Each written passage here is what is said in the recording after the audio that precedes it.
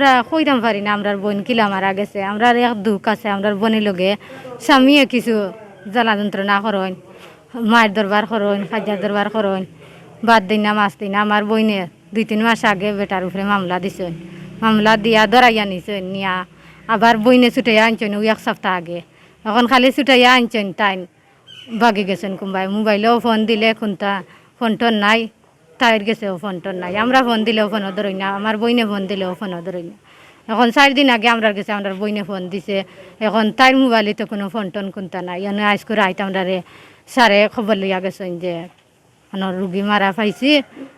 মহিলা একজন মারা পাইছি আপনার আর কোনটা ইয়ে থাকলে দেখো ও আমরা আইসি খবর শুনি আমরা আর কোনটা জানি না কিলাখান মারা গেছে আমরা বোন গুতা কিলা মারা গেল আপনারা ওখানটা এই ইউনিটে থাকেন আমার ভাষা তো যায়নি ঠিক আছে কিন্তু আমার লগে কোনো কথাবার্তা হয় না আমি মাদ্রাসাত পড়াই আর 21 তারিখ এর আগের দিন আমাদের বাসায় উনি আসছেন ওনার এই মেয়েও আসছে এরপর থেকে আর কেউ ইবা দিয়া আইসই না এখানে থালা লাগাই তো আমরা মনে করছি বাইরে দিয়ে থালা মারা যখন উনি কোনোবাই হয়তো চলে গেছে পরবর্তীতে যখন এই দুর্গন্ধ বেরোচ্ছে তখন এই মালিকও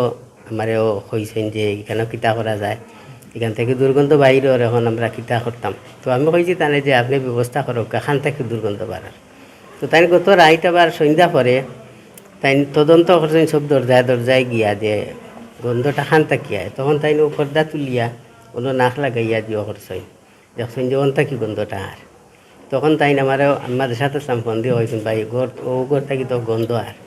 তখন কিতা হলা দেব আমি কইছি যে আপনি কিতা করতে যখন সিদ্ধান্ত নেই না আমি তো আর আসি আনতে সুবিধা নেই ওদের প্রশাসনের লোক আনছেন আনার পরে এই ভিতরে লাশ উদ্ধার করা হয়েছে আবার মেয়েটা আসিল মেয়ে পালা আছে তবে অজ্ঞান অবস্থায় হয়েছে নাকি সবাই সামনে ওনারা তালা ভেঙে খুলছে তা খোলা বাদে তারপরে খুব মশা দুর্গন্ধ বাইরেছে দুর্গন্ধ বাইরের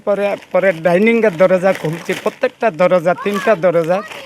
2টা দরজা খুলছি খোলা পরে বেডরুমে যখন গেছি ওইটাও বন্ধ কিন্তু পরে শেখর স্যারে বলে বাবর ভাই আপনি এই ওইটা খুললেন না আমি মানুষ আনতেছি পরে উনি অ্যাম্বুলেন্স সহ মানুষ নিয়ে আসছে আনার পরে উনি লাইট জ্বালাইলো লাইট জ্বালানোর পরে দেখি তার মা নুরির মা এই বিছনায় পড়া অবস্থায় রক্তাক্ত এরপরে বাচ্চা মনে করছি বাচ্চাও শেষ পরে দেখি তার পেট লড়াচড়া করতেছে লড়াচড়া করার পরে তখন সাথে সাথে বাচ্চাকে নিয়ে আমরা বাইরে চলে আসি আসার পরে তাকে পরিষ্কার পরিচ্ছন্ন করে হাসপাতালে পাঠাই আমি নিজে স্বয়ং খরচ বহন করেছি এবং আল্লাহর রহমতে এখন সে সুস্থ